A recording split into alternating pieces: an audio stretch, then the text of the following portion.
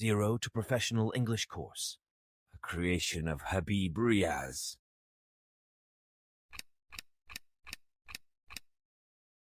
Lesson number 38, Some Additional Structure of English Sentences, Part 4.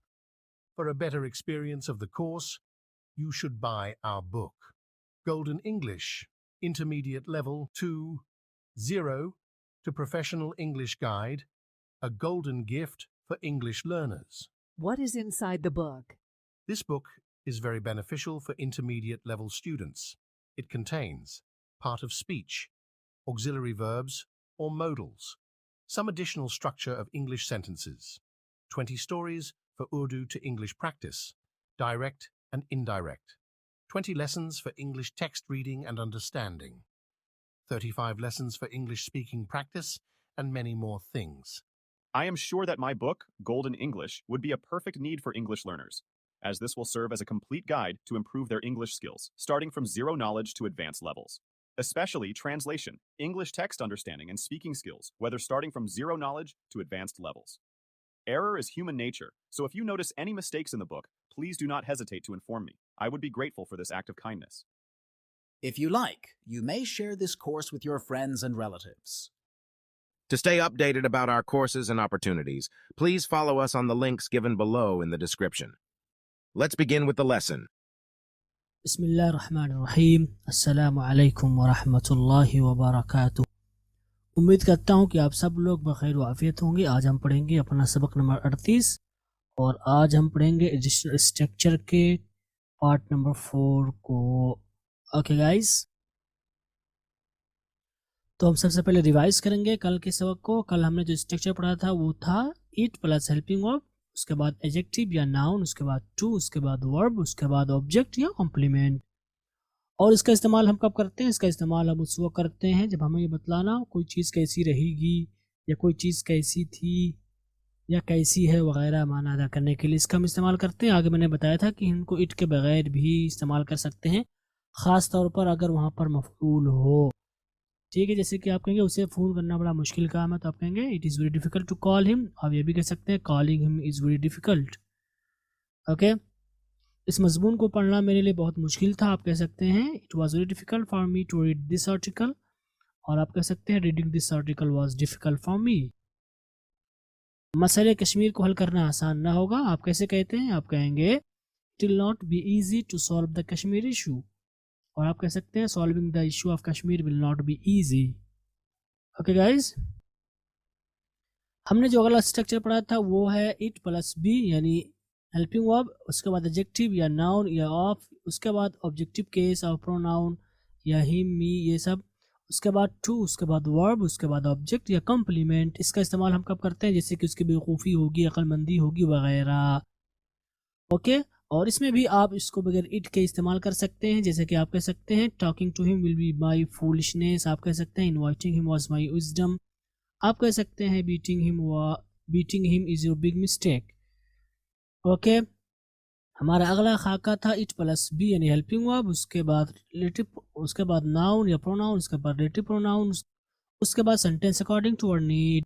इसका इस्तेमाल हम कब करते हैं? इसका इस्तेमाल हम उस वक्त करते हैं जब हम जुमले में ज़ोर पैदा करना चाह रहे हैं। जैसे कि यही वो आदमी है जिसने मुझे फ़ोन किया था, ये मेरा ही कलम था जिससे आपने अपना ख़त लिखा वगैरह। ओके, हमारा अगला जो स्ट्रक्चर था it is time plus for plus noun या प्रोनाउन, उसके बाद टू, उसके बाद वर्ब और उसके बाद ऑब्जेक्ट भी आप कर सकते हैं।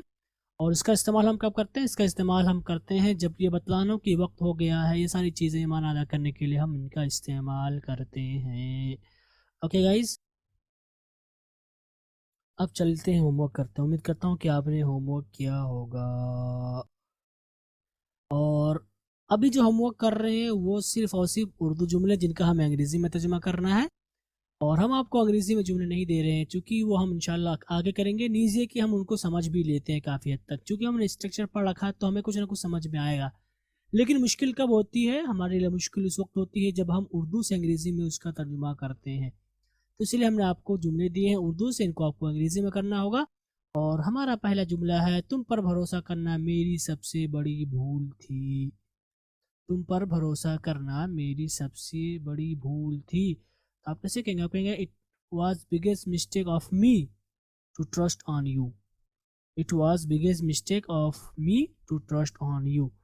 और अभी कह सकते हैं it was my biggest mistake to trust on you. इस तरह भी आप कर सकते हैं, it was my biggest mistake to trust on you. और आप इसको आईएनजी के साथ भी ला सकते हैं। आप कह सकते हैं trusting on you was my biggest mistake. Trusting on you was my biggest mistake.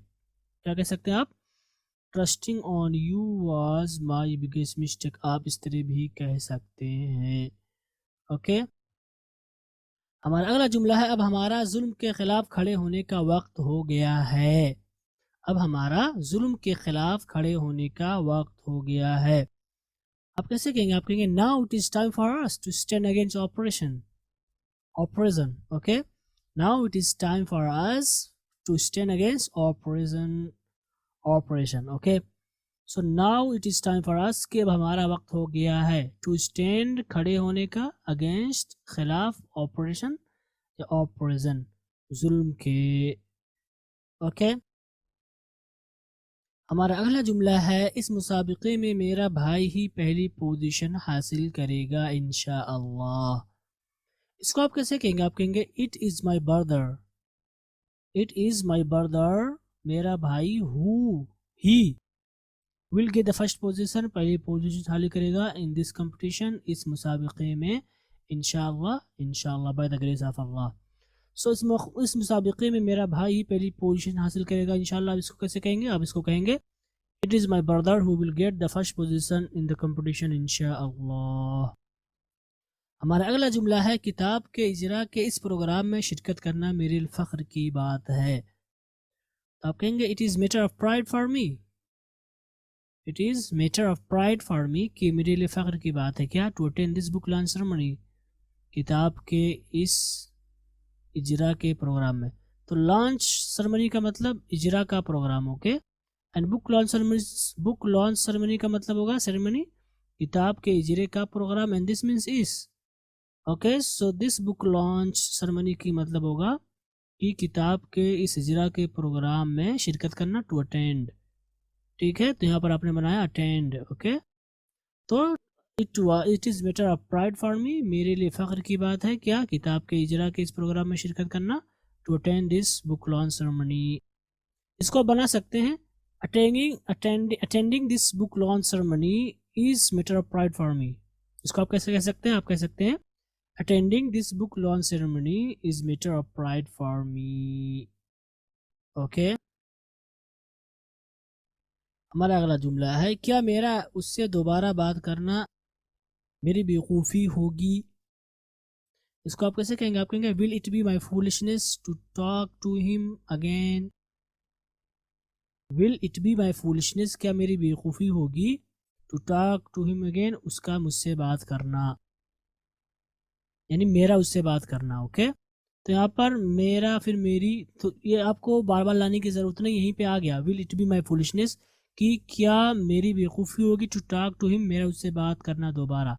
तो यहाँ पर आप मेरा उससे बात करना, इसको आप ज़रूरत नहीं, my talking to him, to talk to में आ गया मेरा उससे बात करना, क्योंकि आपने ऑलरेडी यहाँ पर माई का इस्तेमाल कर लिया, इसलिए आपको यहाँ पर फिर से मी या माई टॉक लाने की ज़रूरत नहीं है। ओके, तो क्या मेरा उससे दोबारा बात करना मेरी बेवकूफ़ी होगी? इसको आप कैसे कहेंगे? इसको आप कहेंगे will it be my foolishness to talk to him again. Okay, यहाँ पर आप देख सकते हैं, आपने यहाँ पर बहुत ही मुश्किल जुमला हो सकता है, आपको लग रहा हो आपने बनाया। आगे चलते हैं और हमारा अगला जुमला है, मैं यही वाली गाड़ी ख़रीदना चाहता हूँ, मुझे बताओ कि इसकी कितनी कीमत है। मैं यही वाली गाड़ी ख़रीदना चाहता हूँ, मुझे बताओ कि इसकी कीमत क्या है। इसको आप कैसे कहेंगे? आप कहेंगे this is the vehicle which I want two by, कि मैं यही वाली गाड़ी ख़रीदना चाहता हूँ। या दिस इज़, इट इज़ भी आप कर सकते हैं, अगर आपने इट इज़ कर दिया तो भी ठीक है। इट इज़ द व्हीकल, यही वो गाड़ी है विच आई वांट टू बाई, जिसे मैं ख़रीदना चाहता हूँ, यानी मैं यही वाली गाड़ी ख़रीदना चाहता हूँ। अगर आप इसका लफ्ज़ी तर्जुमा करें तो आप कहेंगे दिस इज़ द व्हीकल, कि ये वो गाड़ी है विच आई वांट टू बाई, जिसको मैं ख़रीदना चाहता हूँ। लेकिन उर्दू में आप तब्दील कर देंगे, आप कैसे कहेंगे this is the vehicle which I want two by, कि मैं यही गाड़ी ख़रीदना चाहता हूँ। टेल मी, मुझे बताओ, व्हाट इस प्राइस इज़, किसकी क्या कीमत है, कितनी कीमत है।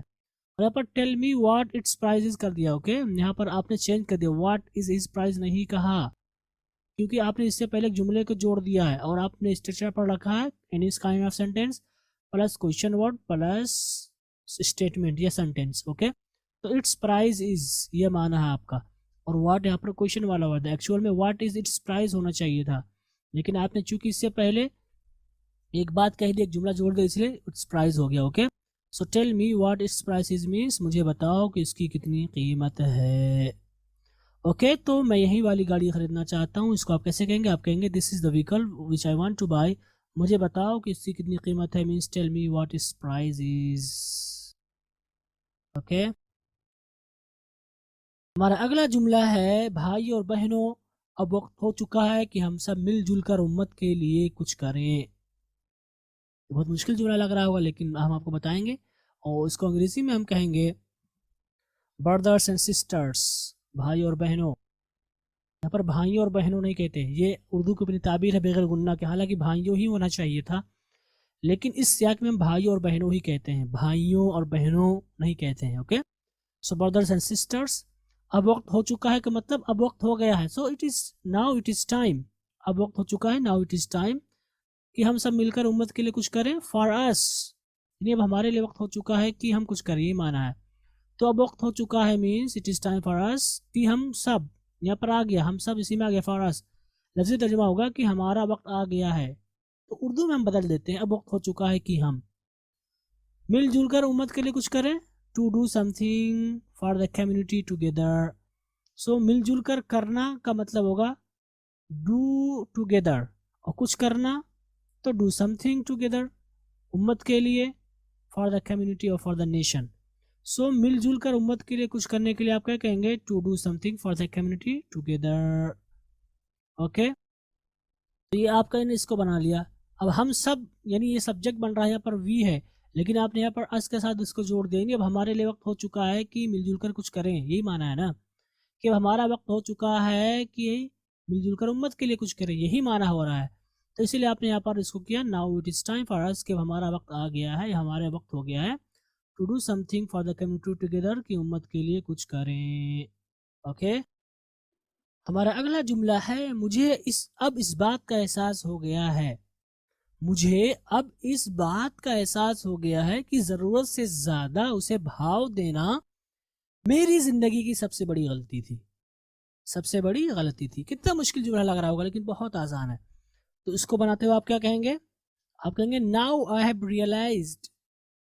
ठीक है, मुझे रियलाइज का मतलब होता है एहसास करना, तो मैंने एहसास कर लिया है, ये तर्जुमा होगा लफ्जी, नाउ आई हैव रियलाइज, कि अब मैंने एहसास कर लिया है, ये लफ्जी तर्जुमा हुआ। लेकिन अगर आप इसको उर्दू में ढालेंगे तो क्या होगा कि मुझे अब इस बात का एहसास हो गया है। नाउ आई हैव रियलाइज हो सकता है आपने मुश्किल लगा आपको, लेकिन मुझे अब एहसास हो गया, कि इसके लिए आप क्या कहेंगे? नाउ आई हैव रियलाइज्ड, की मतलब डेट, जरूरत से ज्यादा उसे भाव देना, give him more respect than needed. Give respect का मतलब होगा भाव देना, ओके, उसे मीन्स हिम, एंड जरूरत से ज्यादा मीन्स मोर रिस्पेक्ट, ठीक है, मोर देन नीडेड। सो मोर देन नीडेड का मतलब जरूरत से ज्यादा, यही हुआ ना, तो जरूरत से ज्यादा उसे भाव देना, to give him more respect than needed मेरी जिंदगी की सबसे बड़ी गलती थी। It was my biggest mistake of my life, it was the biggest mistake of my life, यहाँ पर माई नहीं होगा द होगा, ओके, आप द कर लीजिए। It was the biggest mistake of my life, it was the biggest mistake of my life, तो मेरी जिंदगी की सबसे बड़ी गलती थी क्या? To give him more respect than needed, जरूरत से ज्यादा उसे भाव देना। इजी है। तो मुझे अब इस बात का एहसास हो गया है, एक चीज हो गई, जरूरत से उसे ज्यादा उसे भाव देना दूसरी बात हो गई, और मेरी जिंदगी का सबसे बड़ी गलती थी तीसरी बात हो गई। तो इसको आप कैसे कहेंगे? मुझे अब इस बात का एहसास हो गया है, नाउ आई हैव रियलाइज, कि जरूरत से ज्यादा उसे भाव देना मेरी जिंदगी की सबसे बड़ी गलती थी। That it was my biggest mistake, that it was the biggest mistake of my life to give him more respect than needed. Okay, तो उम्मीद करता हूँ अब आपको समझ में आया होगा कि इसको कैसे बनाएंगे। हमारा अगला जुमला है, क्या तुम्हें लगता है कि उसके साथ काम करना मेरे लिए अच्छा होगा? तो क्या तुम्हें लगता है कि हम क्या बनाते हैं? डू यू थिंक, थिंक का माना होता है सोचना, यानी लगने के माने भी होता है। तो डू यू थिंक, क्या तुम्हें लगता है कि उसके साथ मेरा काम करना मेरे लिए अच्छा होगा, it will be good for me to work with him. उसके साथ काम करना, वर्क विद हिम, मेरे लिए अच्छा होगा, विल बी गुड फॉर मी, है ना, राइट। तो क्या तुम्हें लगता है कि उसके साथ मेरा काम करना मेरे लिए अच्छा होगा? आप कैसे कहेंगे? Do you think it will be good for me to work with him? Okay. हमारा अगला जुमला है, सच कहूं तो अब वक्त आ गया है कि हम अपने माजी को भूल कर एक नई जिंदगी शुरू करें। इसको आप कैसे कहेंगे? आप कहेंगे to tell the truth. To tell the truth मैंने बताया था आपको कि सच कहें तो, ये माना होता है टू टेल द ट्रूथ, सच कहें तो। It is time for us, कि अब वक्त आ गया है, और यहाँ पर हम जुड़ जाएगा। यहाँ पर गर्चे हम अपने माजी को भूल कर एक नई जिंदगी शुरू करें, लेकिन आपने कह दिया ना इट इज टाइम फॉर अस, तो ये माना हो गया कि वक्त आ गया कि हम क्या करें?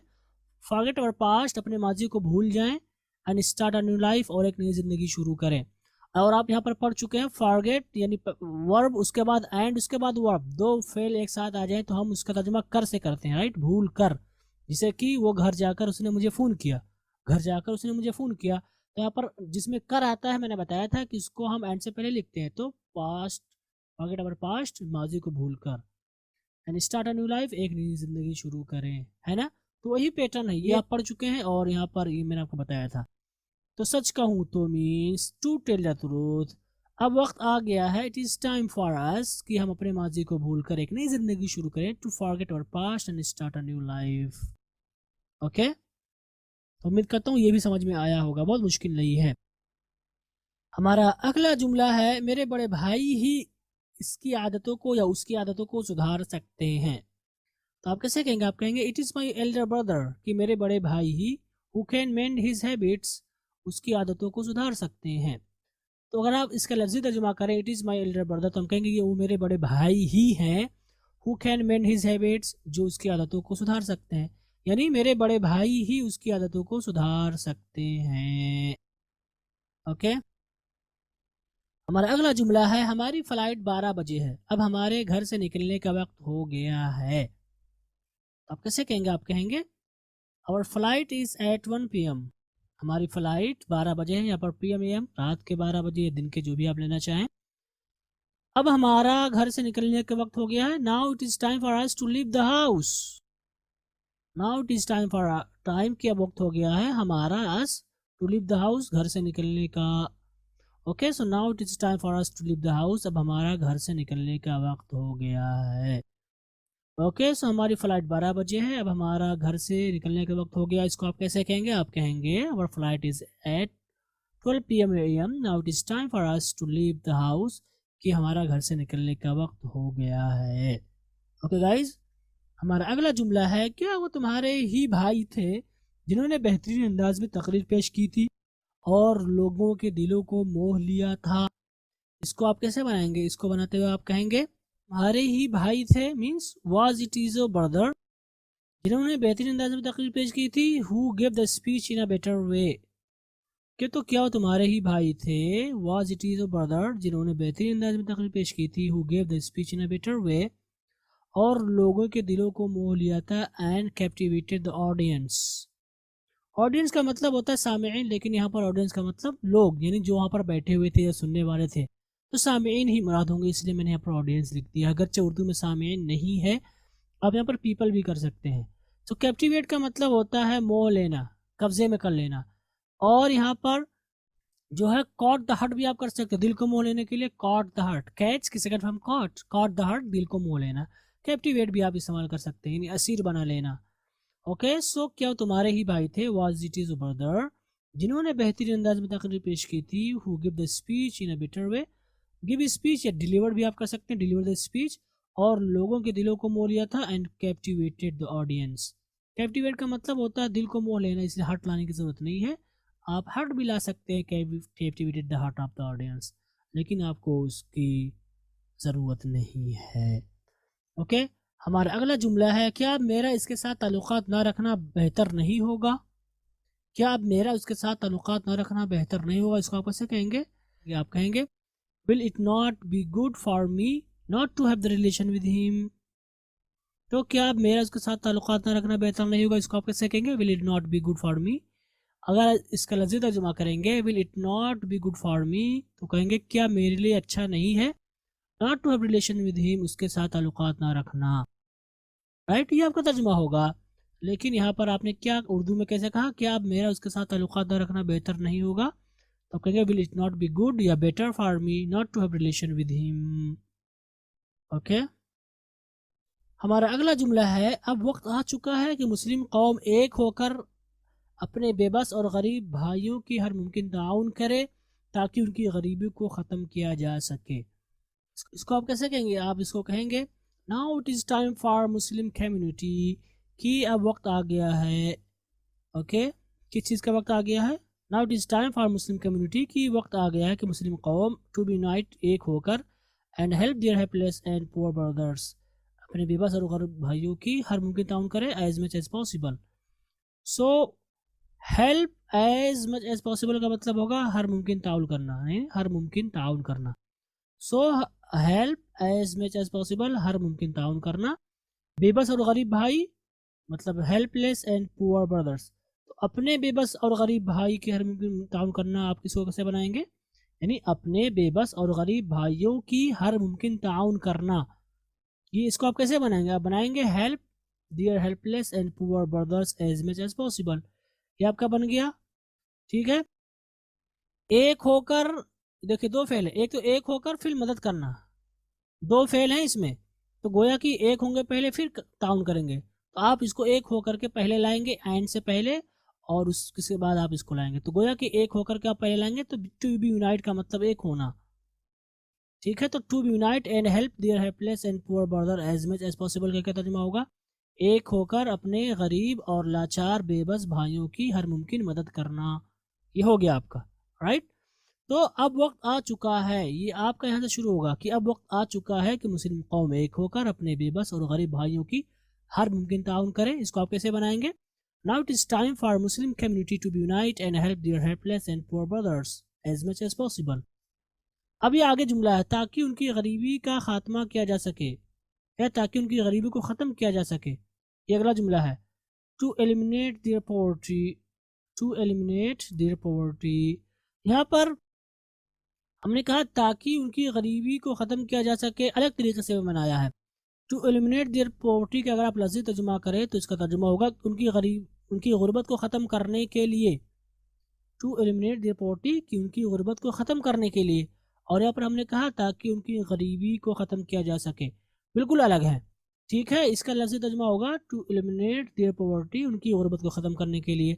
लेकिन अगर हम ताकि उनकी गरीबी को ख़त्म किया जा सके, इसका अगर आप लफ्ज़ी तर्जुमा करें इंग्लिश में तो हम कहेंगे so that there poverty can be eliminate, so that there poverty can be eliminate. लेकिन इतना लंबा कहने की ज़रूरत नहीं, यहाँ पर आपने ये इस्तेमाल कर लिया टू के साथ तो वो माना आ गया। ये अपनी उर्दू की ताबीर है और ये अपनी अंग्रेज़ी की ताबीर है, लेकिन अगर आप लफ्ज़ी तर्जुमा करते हुए कह रहे हैं so that there poverty can be eliminated, तो भी आपका सही है, बिल्कुल भी गलत नहीं होगा। ओके, तो अब वक्त आ चुका है कि मुस्लिम कौम एक होकर अपने बेबस और गरीब भाइयों की हर मुमकिन ताउन करे, इसको आप कैसे बनाएंगे, आप कहेंगे now it is time for Muslim community to be unite and help their helpless and poor brother, ताकि उनकी गरीबी को ख़त्म किया जा सके एज मच एज पॉसिबल, ताकि उनकी गरीबी को ख़त्म किया जा सके, to eliminate their poverty, to eliminate their poverty. Okay, और यहीं पर हमारा होमवर्क ख़त्म हुआ। उम्मीद करता हूँ कि आपको समझ में आया होगा। हो सकता है जो जुमले आपको बहुत मुश्किल लगे हों, अब मुझे उम्मीद है कि आपको वो जुमले आसान लगे होंगे अगर आपने पहले से हल करने की कोशिश की होगी तब। अगर आपने डायरेक्टली मैच किया तो मुझे नहीं लगता कुछ आपको फ़ायदा हुआ होगा। ठीक है, इसलिए मैं फिर से कहना चाहूँगा प्लीज़ आप होमवर्क करें खुद से, उसके बाद ही मैच करें। ओके गाइस, तो चलिए शुरू करते हैं अपना आज का सबक। और आज हमारा सबक नंबर 38 है और हम मज़ीद या इजाफी खाकों को पढ़ेंगे ताकि हम और मुश्किल से मुश्किल जुमले बना सकें। तो आज का हमारा सबसे पहला खाका है इट इज़ टाइम, उसके बाद डेट, उसके बाद past tense. It is time आप कहेंगे, उसके बाद डेट कहेंगे, उसके बाद पास्ट टेंस। और इस खाके का इस्तेमाल आपका करते हैं, इस खाके का इस्तेमाल आप उस वक्त करते हैं जब आपको बतलाना हो कि किसी काम को करने का वक्त हो चुका है और ताख़ीर भी हो गई है, यानी और पहले हो जाना चाहिए था वो काम। ठीक है, जब हमें बतलाना हो कि ताखीर हो गई है, ये काम और पहले हो जाना चाहिए था, नहीं वक्त हो चुका है और ताखीर भी हो गई है, तो इसको बतलाने के लिए आप कहेंगे इट इज टाइम, उसके बाद डेड, उसके बाद पास्ट टेंस। ओके, इसकी मिसाल आप देखें कि it is time that we went to the office, it is time to went to the office, इसका क्या मतलब होगा, हमारे ऑफिस जाने का वक्त हो गया है। गरचे हम इसका तर्जुमा प्रेजेंट में कर रहे हैं, इट इज टाइम के वक्त हो गया है, that we went to the office, हमारे ऑफिस जाने का। हमने नहीं कहा कि इट इज टाइम वक्त हो गया that we went to the office के हम ऑफिस गए, हमने क्या कहा, हमारे ऑफिस जाने का वक्त हो गया है। लेकिन इस जुमले से it is time that we went to the office का क्या मतलब निकल कर आएगा, इसका मतलब ये है कि टाइम तो हो भी चुका है और ताखीर भी हो गई है, यानी अब तक मुझे ऑफिस में होना चाहिए था, यानी बहुत ज़्यादा ताखीर हो गई है, ये माना है यहाँ पर। It is time that we went to the office कि मेरे ऑफिस जाने का वक्त हो चुका है और ताखीर भी हो गई है, ये माना निकल कर आएगा। अगली मिसाल है today is Friday and it is time that I took bath, कहेंगे कि आज जुमे का दिन है, मेरे नहाने का वक्त हो गया है, यानी कि हम तो हफ्ते में सफाई करते नहीं है, जुमा को हम नहाते हैं सिर्फ, और जुमा में भी इतनी ताखीर हो गई कि अब तक मुझे नहाने लेना चाहिए था, अब जो है खुतबा शुरू होने वाला है, यानी कि ताखीर हो गई नहाने मुझसे और पहले ही नहाना था मुझे, तो ये माना निकल कर आ रहा है। हमारी अगली मिसाल है our train is at 3 AM, it is time that we left our house for station, इसका क्या माना होगा कि हमारी ट्रेन सुबह 3 बजे है, स्टेशन के लिए हमें घर से निकलने का वक्त हो गया है, तो यानी कि हम ताखीर कर चुके हैं, अब तो लाजिमन हमें निकल जाना चाहिए, तो it is our train is at 3 AM, हमारी ट्रेन जो है 3 बजे है, it is time that we left a house for station, कि अब वक्त हो गया है कि हम जो है स्टेशन के लिए निकल चलें घर से, लेकिन यहाँ पर मतलब ये है कि हम बहुत ज़्यादा ताखीर कर दिए, अब हमें लाजिमन निकलना चाहिए, ये माना निकल कर आ रहा है। तो गर्चे ये पास्ट में है लेकिन इसका तर्जुमा हम प्रेजेंट में कर रहे हैं। ओके, अगर हम इनके खाकों को देखें तो आप देख सकते हैं, पहली मिसाल इट इज टाइम डेट, उसके बाद पास्ट टेंस, उसके बाद today is Friday that is time that I took bath, उसके बाद our train is 3 AM, it is time that we left our house for station. तो यहाँ पर आप देख सकते हैं कि हमने इस स्ट्रक्चर को फॉलो किया, इट इज टाइम, उसके बाद डेट, उसके बाद past tense, it is time, यहाँ पर भी इट इज टाइम, चूंकि ये एडिशनल जुमले थे, इजाफी जुमले थे, जुमले का हिस्सा यानी, इसलिए हमने इनको यहाँ पर लिखा डेट डेट डेट डेट, उसके बाद past tense went to the office, I took the bath, we left our house for station. ठीक है, ये आपका पास्ट, देखिए सब में हमने पास्ट ही का इस्तेमाल किया, तो यहाँ पर ये मतलब हुआ कि हमें हमारा वक्त तो हो गया है काम करने का, लेकिन ताखीर भी हो गई है, अब लाजिमन हमें निकल जाना चाहिए। तो कभी भी इस तरह का जुमला आ जाए, it is time that we went to the office, तो आप कन्फ्यूज़न के शिकार नहीं होंगे, आप समझ जाएंगे कि क्या कहना चाह रहा है। ये कहना चाह रहा है कि हमारे ऑफिस जाने का वक्त हो गया, ताखीर भी हो गई है। हो सकता है आप कहीं पढ़ें, ये स्ट्रक्चर याद रखें, मैं फोकस कर रहा हूँ इस चीज़ पर, क्योंकि मैंने भी जब पहली बार पढ़ा था तो मुझे समझ में नहीं आया था, स्ट्रक्चर मैंने पढ़ा है चंपक में, तो मुझे समझ में नहीं आया था कि क्या माना निकल कर आ रहा है इसमें। तो यही माना निकल कर आ रहा है कि टाइम हो चुका है और साथ में ताखीर भी हो गई है, अब लाजिमन हमें निकल जाना चाहिए। ओके, हमारा अगला स्ट्रक्चर है इट, उसके बाद भी यानी हेल्पिंग वर्ब, उसके बाद नो, उसके बाद यूज, उसके बाद वर्ब की आईएनजी फॉर्म, उसके बाद कॉम्प्लीमेंट। इस खाके का इस्तेमाल कब करते हैं हम? इस खाके का इस्तेमाल उस वक्त करते हैं जब हमें कहना कोई फ़ायदा नहीं होगा, या कोई फ़ायदा नहीं है, या कोई मतलब नहीं होगा, कोई मतलब नहीं है, या कोई मतलब नहीं था वगैरह। यानी इस तरह का माना अगर आप कहना चाहते हैं तो उसके लिए आप इट, उसके बाद हेल्पिंग वर्ब, उसके बाद नो यूज़, उसके बाद वर्ब की आईएनजी फॉर्म, उसके बाद कॉम्प्लीमेंट यानी ऑब्जेक्ट या दीगर वर्ड्स का इस्तेमाल करेंगे। जैसे इसकी मिसाल है, इस बारे में उससे बात करके कोई फ़ायदा नहीं होगा, कोई मतलब नहीं होगा। इसको आप कैसे कहेंगे? आप कहेंगे it will be no use talking to him about this issue. It will be no use कि कोई फ़ायदा नहीं होगा, टॉकिंग टू हिम उससे बात करके, अबाउट दिस इशू इस बारे में। ओके, दिस इशू का मतलब बारे में, इस मसला भी आप कर सकते हैं, इस मसले में यानी अबाउट दिस भी इस बारे में हो सकता है, बट इशू कर दीजिए इस मसले के बारे में, यानी इस बारे में, वही माना है। तो इस बारे में उससे बात करके कोई फ़ायदा नहीं होगा या कोई मतलब नहीं होगा, इसका मतलब होगा it will be no use talking to him about this issue. Okay, हमारी अगली मिसाल है, उसे फ़ोन करके कोई फ़ायदा नहीं हुआ या उसे फ़ोन करके कोई मतलब नहीं निकला। पहली वाली मिसाल आपकी फ्यूचर में थी, ये मिसाल आपकी पास्ट में है। तो आप कहेंगे it was no use calling him, it was no use calling him, कि उसे फ़ोन करके कोई मतलब नहीं निकला या उसे फ़ोन करके कोई फ़ायदा नहीं हुआ। अगर आप मुतलक तौर पर अगर आप किसी से कह दें उसे फ़ोन करके कोई मतलब नहीं निकला, किसी अपने साथी से पूछे तो घुमाएगा इधर उधर मतलब, लेकिन इसका स्ट्रक्चर यही होगा, इट इज़ वाज या इट इज़ या it was no use calling him, it was no use calling him, उसे फ़ोन करके कोई फ़ायदा नहीं हुआ या उसे फ़ोन करके कोई मतलब नहीं निकला। ओके, ये स्ट्रक्चर है आपका। ओके, यही जुमला इसी स्ट्रक्चर पे आएगा। ये अपनी उर्दू ताबीर है, ये अपनी अंग्रेज़ी की ताबीर है, और हम इसी स्ट्रक्चर को फॉलो करके अपनी बात कहेंगे। ओके, हमारी अगली मिसाल है, उसे बुलाने का कोई फ़ायदा नहीं है क्योंकि वो नहीं आएगा। भाई मैं जानता हूँ कोई फ़ायदा नहीं उसे बुलाने का। ये देखिए कितने अहम जुमले हैं जिनकी हमें रोज़ाना की ज़िंदगी में ज़रूरत पड़ती है। ठीक है, उसे बुलाने का कोई फ़ायदा नहीं यार, वो बहुत अजीब इंसान है। इसको आप कैसे कहेंगे? आप कहेंगे it is no use inviting him, कि उसे बुलाने का कोई फ़ायदा नहीं है क्योंकि वो नहीं आएगा, because he will not come, because he will not कम, क्योंकि वो नहीं आएगा, लिहाजा उसे बुलाने का कोई फ़ायदा नहीं है। ओके, अगर हम इसको यानी इन मिसालों को पैटर्न के नाहिए में देखें तो आप देख सकते हैं, सबसे पहले इट, उसके बाद बी यानी helping verb, no use verb की आईएनजी फॉर्म, उसके बाद कॉम्प्लीमेंट। पहली मिसाल थी हमारी it will be no use talking to him about this issue. दूसरी मिसाल थी हमारी it was no use calling him.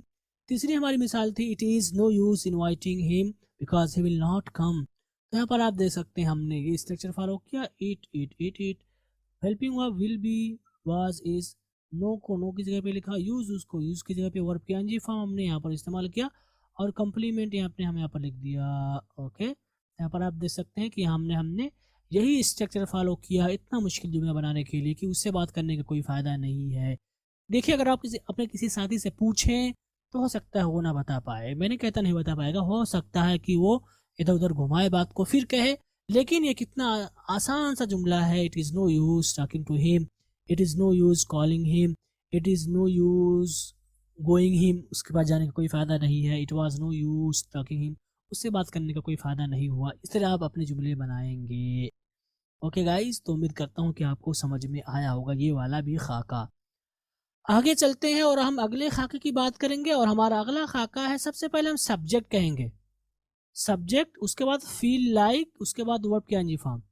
तो सब्जेक्ट फील लाइक यानी इसको आप चेंज कर सकते हैं अकॉर्डिंग टू नीड, ये मुतलक तौर पर हम बात कर रहे हैं।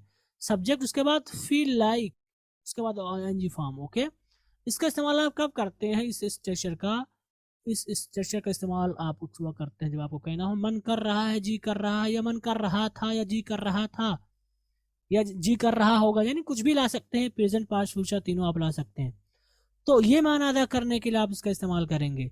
इसमें हम लाइक के बाद आईएनजी या इन दोनों में से कोई भी इस्तेमाल कर सकते हैं। ओके, यानी लाइक के बाद फील लाइक के बाद आप वर्ब तो लाएंगे बट आईएनजी लाएंगे, या आप कोई नाउन लाएंगे। ओके, तब जा करके आपकी बात मुकम्मल होगी। तो subject plus feel like plus verb की आईएनजी फॉर्म। ओके, तो जैसे आप कहते हैं यार आज मेरा मन नहीं कर रहा है कुछ खाने का, कुछ भी बना दो, आज मेरा मन नहीं कर रहा है कुछ पढ़ने का, चलो मैं सोने जा रहा हूँ, मैं जा रहा हूँ व्हाट्सअप चलाने, मैं जा रहा हूँ रील देखने। देखिए कितने अहम जुमले हैं, इनकी ज़रूरत आपको पड़ेगी। ओके, तो इसकी मिसाल अगर आप देखें तो इसकी मिसाल में आया है आपका, मुझे बिरयानी खाने का मन कर रहा है, चलो आज बिरयानी बनाते हैं। इसको आप कैसे कहेंगे? आप कहेंगे I feel like eating biryani, I feel like eating biryani. ठीक है, मुझे बिरयानी खाने का मन कर रहा है, या मेरा बिरयानी खाने का मन है, ये भी आप कहना चाहेंगे तो इसी के ज़रिए कहेंगे कि मेरा आज बिरयानी खाने का मूड है। देखिए कितना अहम जुमला है कि मेरा आज बिरयानी खाने का मूड है या मन कर रहा है, उसको आप इसी पैटर्न पे बनाएंगे, आई फील लाइक के ज़रिए, फील लाइक के ज़रिए ही आप बनाएंगे। अगर आप कहना चाहते हैं उसे मारने को जी चाहता है, बहुत परेशान कर दिया, बस दिल कहता है उसको मार दूं, दिल कहता है उसे मार दूं, या उसे मारने को जी चाहता है, इसको आप कैसे कहेंगे? आप कहेंगे I feel like beating him. यहाँ पर आई हो गया मुझे दिल चाहता है, अगर कोई दूसरा हो तो वहां पर आप सब्जेक्ट चेंज कर सकते हैं। तो I feel like beating him, उसे मारने को जी चाहता है। अगर आपको कहना हो आपका घर जाने को जी चाह रहा है क्या, आपको घर जाने का जी कर रहा है, या आप सवाल कर रहे हैं गच्चे इसमें क्या नहीं है, यहाँ पर क्या पोशीदा है, क्या आपका घर जाने को जी कर रहा है, तो हमारा जो टोन है, हमारी जो आवाज़ है, उससे पता चल रहा है कि हम सवाल कर रहे हैं। तो इसको आप कैसे कहेंगे? आप कहेंगे do you feel like going home? Do you feel like going home, कि क्या आपका जी कह रहा, मन कर रहा घर जाने का? आप कहें उसे फुटबॉल खेलने की ख्वाहिश हो रही है, उसका मन कर रहा है या उसका जी चाह रहा है फुटबॉल खेलने का। इसको आप कैसे कहेंगे? आप कहेंगे he feels like playing football. He feels like playing football, कि उसे फुटबॉल खेलने की ख्वाहिश हो रही है, उसे फुटबॉल खेलने का मन कर रहा है या उसका जी चाह रहा है फुटबॉल खेलने का। ओके, तो यहाँ पर आप देख सकते हैं कि इतने अहम जुमले हम कितनी आसानी से बना ले रहे हैं। और ये तो बात रही उर्दू से अंग्रेजी में बनाने की। कहीं अगर आप पढ़ रहे हैं I feel like eating biryani, अगर आप किसी साथी से अपने पूछ लें I feel like eating biryani, इसका तर्जुमा करके बता दो, तो वो मतलब मुश्किल है कि बता पाए। ठीक है, अभी अगर उसने नहीं पढ़ा है तो इस स्ट्रक्चर को, ठीक है, तो वो नहीं बता पाएगा। वो सोचेगा फील लाइक ईटिंग, वो कहेगा जुमले ही गलत है। मैं सारे लोगों की बात नहीं कर रहा हूँ, मतलब कुछ लोग ऐसे मिलेंगे जो कहेंगे ये भाई कैसा जुमला है, ये तो गलत ही जुमला है, मतलब फील भी, लाइक भी, ईटिंग भी, तीन वर्ब जो है एक साथ कैसे जमा हो गए। लेकिन ये स्ट्रक्चर है, इस्तेमाल है। इसका क्या माना होगा? I feel like eating biryani, मेरा मन कर रहा है बिरयानी खाने का, या मेरा बिरयानी खाने का मन है। I feel like beating him, उसे मारने को जी चाह रहा है, मेरा मन है उसे मारने का। ठीक है, क्या आपका दिल कह रहा घर जाने का? तो आप इन तरह के जुमलों को इसी के जरिए, इसी स्ट्रक्चर के जरिए बनाएंगे।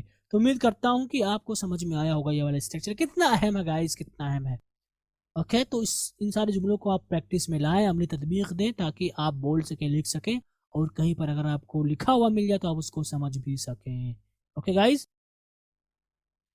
अगर हम इन मिसालों को स्ट्रक्चर के पैराए में देखें तो इसकी मिसाल है, पहली मिसाल है I feel like eating biryani, दूसरी मिसाल थी I feel like beating him, तीसरी मिसाल थी do you feel like going home.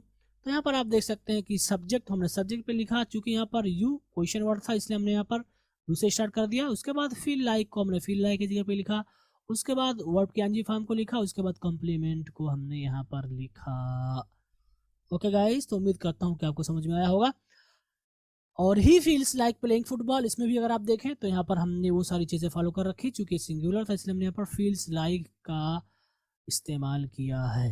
Okay, आगे चलते हैं। हमारा अगला स्ट्रक्चर है पास्ट कंटिन्यूअस, यानी हमारा पहला जुमला पास्ट कंटिन्यूअस में होगा, उसके बाद व्हेन होगा, उसके बाद हम पास्ट में जुमला कहेंगे, यानी दोनों जुमले पास्ट में होंगे। तो गोया कि पास्ट कंटिन्यूअस पहला जुमला होगा, उसके बाद व्हेन आ जाएगा, उसके बाद पास्ट। यहाँ पर पास्ट का मतलब पास्ट परफेक्ट भी हो सकता है और पास्ट इंडेफिनिट भी हो सकता है, दोनों। ठीक है, पास्ट कंटिन्यूअस नहीं हो सकता, पास्ट परफेक्ट भी हो सकता है, पास्ट इंडेफिनिट हो सकता है, दोनों में से कोई एक होगा। ओके, इस खाके का इस्तेमाल आप कब करते हैं? इस खाके का इस्तेमाल आप करते हैं इस तरह के जुमलों में, जैसे कि मैं घर से निकल ही रहा था कि मेरे वालिद साहब का फ़ोन आ गया। मैं घर से निकल ही रहा था कि मेरे वालिद साहब का फ़ोन आ गया। इसके लिए आप क्या स्ट्रक्चर फॉलो करेंगे? पास्ट कंटिन्यूअस, उसके बाद व्हेन, उसके बाद फिर पास्ट में आपका जुमला होगा। ओके, जैसे कि इसकी मिसाल है, मैं आपको फ़ोन ही कर रहा था कि मेरे वालिद साहब आ गए। इसको आप कैसे कहेंगे? आप कहेंगे I was just calling you when my father came. आप अगर कहना चाहते हैं वो पढ़ाई शुरू ही कर रहा था या करने ही जा रहा था कि नेटवर्क चला गया, यानी ऑनलाइन, आप कहेंगे he was just starting the studying when the network went of. तो यहाँ पर आप देख सकते हैं कि हमने इसी स्ट्रक्चर के जरिए इसको फॉलो किया। अगर हम इनको स्ट्रक्चर के पराये में देखें तो past continuous plus when plus past, तो हमारा जुमला था I was just calling you when my father came. दूसरी मिसाल थी he was just starting the studying when the network went of. Okay, तो यहाँ पर आप देख सकते हैं कि हमने वही स्ट्रक्चर फॉलो किया, past continuous past continuous past continuous when past वाला जुमला past, my father came the network went of. Okay, तो यहाँ पर आप देख सकते हैं कि हमने यहाँ पर इन जुमलों को फॉलो किया। ओके गाइस, तो यहीं पर हमारा आज का खाके से मुतालिक दर्स ख़त्म हुआ या बहस ख़त्म हुई। तो आज के सबक में हमने कौन कौन से खाके के बारे में गुफ्तगू की? पहला हमारा खाका था इट इज़ टाइम, उसके बाद डेड, उसके बाद पास्ट टेंस। और इस खाके का इस्तेमाल हम कब करते हैं? जब हमें ये बतलाना हो कि हमारा वक्त हो गया है कि कोई काम करने का और साथ में ताख़ीर भी हो गई है, तो उस वक्त हम ये स्ट्रक्चर फॉलो करेंगे। हमारा दूसरा स्ट्रक्चर था ईट प्लस बी यानी हेल्पिंग वर्ब, उसके बाद नो यूज़ वर्ब के आईएनजी फॉर्म प्लस कॉम्प्लीमेंट, और इसका इस्तेमाल हम यानी इस खाके का इस्तेमाल हम उस वक्त करते हैं जब हमें बतलाना हो कि कोई फ़ायदा नहीं होगा, कोई फ़ायदा नहीं हुआ, ये सब बताना चाहते हैं तो उस वक्त हम इसका इस्तेमाल करेंगे। ओके, हमारा अगला खाका है सब्जेक्ट प्लस फील लाइक, यानी आप इसको फेल्ट भी कर सकते हैं। मन था आप कहना चाहें, मेरा उसे मारने का मन था, अगर आप ये कहना चाहते हैं तो आप वहाँ पर मन था पास्ट में ला देंगे। I felt like eating biryani, यहाँ पर फिर से बताना चाहूँगा कि इसको आप तीनों ज़बानों में इस्तेमाल कर सकते हैं और वो सारी चीज़ें फॉलो करेंगे जो आपने टेंस में पढ़ रखा है। ओके, तो subject plus feel like plus verb की आईएनजी फॉर्म, उसके बाद कंप्लीमेंट या ऑब्जेक्ट वगैरह आप ला सकते हैं और वर्ब के बजाय आप नाउन भी ला सकते हैं डायरेक्टली। तो यहाँ पर आप देख सकते हैं कि इसका इस्तेमाल आप कब करते हैं, जब आपको कहना हो मेरा मन था, मेरा जी कर रहा था, ये अगर आप कहना चाहते हैं तो आप वहाँ पर इसका इस्तेमाल करेंगे। ठीक, और हमारा अगला स्ट्रक्चर था past continuous plus when plus past, और इस खाके का इस्तेमाल उस वक्त करते हैं जैसे कि आपको कहना हो कि मैं कोई काम करने ही जा रहा था कि कोई दूसरा काम हो गया, तो ये माना अदा करने के लिए जैसे कि आप कहें मैं घर से निकल ही रहा था कि मेरे वालिद साहब का फ़ोन आ गया, कि मेरे वालिद साहब का फ़ोन आ गया। तो इस तरह के जुमलों को आप इसी पैटर्न के ज़रिए बनाएंगे। ओके, तो उम्मीद करता हूँ कि आपको सबक समझ में आया होगा। बाकी अगर आपके पास कोई सवाल है तो आप हमसे कर सकते हैं, आप लिख सकते हैं अपने सवाल को, इंशाल्लाह पूरी कोशिश की जाएगी समझाने की। ओके गाइस, ओके तो चलिए शुरू करते हैं अब अपना आज का होमवर्क। आज हमने 4 तरह के नए खाकों को पढ़ा, उनके बारे में गुफ्तगू की, मिसालों के साथ समझा और जो बातें थी मैंने आपको बताया। उम्मीद करता हूँ कि आपको समझ में आया होगा। अब हमारे लिए ज़रूरी है कि हम कुछ तमरीन हल करें। तो आपके सामने जुमले हैं जिसमें से पहला हमारा जुमला है आज जुमा है, घर की सफाई का वक्त हो गया है। यानी कि जुमा है, हमें पहले भी साफ कर लेना चाहिए था लेकिन अब भी कर लेते हैं, गर्चे ताख़ीर हो गई, ये माना है। हमुद पता नहीं क्यों आज तुझे मारने का दिल कर रहा है। अम्मी आज आप क्या पका रही हैं? आज मेरा मन बिरयानी खाने का है। रात के 11 बज गए हैं, हमारा खाने का वक्त हो गया, यानी हमें और पहले खा लेना चाहिए था, ताख़ीर हो गई है। मैं बस तुझे फ़ोन करने ही जा रहा था कि अम्मी का फ़ोन आ गया और मैं फिर भूल गया, और फिर मैं भूल गया। यार एक बात जहन में बिठा लो, जहन में बिठाना कीप इन माइंड, और यार का मतलब होगा ड्यूड, DUD, ड्यूड का मतलब होगा यार, जहन में बिठाना कीप इन माइंड। जो हो गया सो हो गया, मतलब past is past, past is past. अब पिछली बातों को याद करके कोई फ़ायदा नहीं, कोई फ़ायदा नहीं पिछली बातों को याद करना। रिमेंबर द पास्ट, पिछली बात अगर आप इसका तर्जुमा करें पिछली बात तो इसका मतलब होगा प्रीवियस टास्क या पास्ट टास्क, लेकिन यहाँ पिछली बातों का मतलब होगा पास्ट, यानी माजी का माना लेंगे यहाँ पर आप। ठीक है, अब एक नई ज़िंदगी शुरू करो। ठीक है, नई ज़िंदगी, न्यू लाइफ। मैंने उसे बार बार समझाने की कोशिश की। समझाना का मतलब होगा मेक अंडरस्टैंड, समझने का मतलब अंडरस्टैंड और समझाने का make understand, bar bar again and again, लेकिन इसका कोई फ़ायदा नहीं हुआ। वो आज भी वैसे ही है, वैसे ही द सेम का मतलब वैसे ही। अब्बू आज दूध मत लाइएगा क्योंकि मेरा दूध पीने का मन नहीं है, नेगेटिव में ये। जल्दी करो हमारे ऑफिस जाने का वक्त हो गया है। क्या तुम्हारा मुझसे बात करने का मन नहीं कर रहा है? क्या तुम्हारा मुझसे बात करने का मन नहीं कर रहा है? और यहाँ पर एक बात बताना चाहूँगा कि लफ्ज़ फील जो होता है, यानी मन करने, फील का मतलब एहसास होना, उसको हम आमतौर पर ING के साथ इस्तेमाल नहीं करते हैं। करते हैं, मैंने कहता हूँ नहीं करते, लेकिन आमतौर पर नहीं करते हैं। उर्दू में बोलते हैं आई फील फीवर, तो आप कहेंगे कि मुझे बुखार महसूस हो रहा है। आप ये भी कह सकते हैं मुझे बुखार महसूस होता है। ठीक है, ये भी जुमला सही है, लेकिन मुझे बुखार महसूस हो रहा है आप कैसे कहेंगे? I feel fever, I am feeling fever, ये भी चलता है, बट आमतौर पर नहीं इस्तेमाल करते हैं। लेकिन कोई बात नहीं, मैं एक बात कहना चाह रहा हूँ आपको, इसलिए आपसे बताया। ओके, आप दोनों इस्तेमाल कर सकते हैं, तो कहीं अगर आ जाए तो आप ना कहें कि गलत है, क्योंकि कुछ लोगों का कहना है कि फील को आप ING के साथ इस्तेमाल नहीं कर सकते, लेकिन आपको दोनों तरह के लोग मिलेंगे। ING के साथ भी फील इस्तेमाल करने वाले मिल जाएंगे और बगैर ING के साथ भी। आगे चलते हैं, कुछ और जुमले लेते हैं, जिसमें से हमारे अगले जुमले हैं कि अब क्या बताऊं सर, अब क्या बताऊं, इस स्ट्रक्चर को आपने पढ़ रखा है। Okay, how to, what to, like that. मैं बस घर से निकलने ही जा रहा था कि अचानक मेरे बच्चे की तबीयत खराब हो गई और मुझे उसे लेकर अस्पताल जाना पड़ा। देखिए, अब क्या बताऊं सर, एक हिस्सा हो गया, मैं बस घर से निकलने ही जा रहा था, दूसरी चीज़ हो गई अचानक मेरे बच्चे की तबीयत खराब हो गई, तीसरी, और मुझे उसे लेकर अस्पताल जाना पड़ा। अस्पताल लेकर जाना, go with someone, go with someone, अस्पताल लेकर जाना। मुझे नहीं लगता कि बामिना को इस बारे में खबर देने से कोई फ़ायदा होगा। मुझे कंपनी से निकाल दिया गया है, अब दरख्वास्त लिखने का कोई फ़ायदा नहीं। कंपनी से निकाल देना, फायर। कंपनी से निकाल दिया जाना एक पैसिव वॉइस है। फायर का मतलब होगा अगरचे आग होता है, और इसका मतलब होगा इस कॉन्टेक्स्ट में निकाल दिया जाना। हायर का मतलब होगा नौकरी पर रख हायर का मतलब होगा नौकरी पर रख लिया जाना, और फायर का मतलब निकाल दिया जाना। मैं लाइब्रेरी में बैठकर पढ़ने ही जा रहा था कि सर ने क्लास में आने के लिए कह दिया। आज मेरा स्कूल जाने का मन बिल्कुल भी नहीं है। आज मेरा स्कूल जाने का मन बिल्कुल भी का मतलब एट ऑल। एट ऑल का मतलब बिल्कुल भी। तो आज मेरा स्कूल जाने का मन बिल्कुल भी नहीं है, इसको आप एट ऑल के ज़रिए बनाएंगे। ओके, तो ये आपके जुमले हैं, इनको आपको अंग्रेजी में करना होगा। उम्मीद करता हूँ कि इंशाल्लाह आप इनको करेंगे, और हो सकता है कि फिर से कहूँगा कि हो सकता है आपके लिए कुछ जुमला मुश्किल हो। आपको घबराने की ज़रूरत नहीं। जिस तरह से हमने पिछली तमरीन या पिछली मश्क को हल किया, आपको बताया, इंशाल्लाह इस तरह से ये भी आप हल कर लेंगे और हमारे साथ आप इसको मैच करेंगे। लेकिन प्लीज़ आप लोग ज़रूर होमवर्क करें, क्योंकि आप अपना वक्त दे रहे हैं, तो थोड़ी सी मेहनत और करें ताकि आप सारी बातें अच्छे से समझ जाएं। ओके, और इन्हीं कलिमात के साथ, इन्हीं होमवर्क के साथ आज का हमारा सबक ख़त्म हुआ। उम्मीद करता हूँ कि आपको बहुत कुछ नया सीखने को मिला होगा इंशाल्लाह। अब आपसे रुखसत होते हैं, इंशाल्लाह हमारी मुलाकात अगले सबक में होगी, अगले लेक्चर में होगी, या अगले लेसन में होगी, नई बहसों के साथ, नई तफसील के साथ, नई मिसालों के साथ, नए जुमलों के साथ। वस्सलामु अलैकुम वरहमतुल्लाहि वबरकातुहू।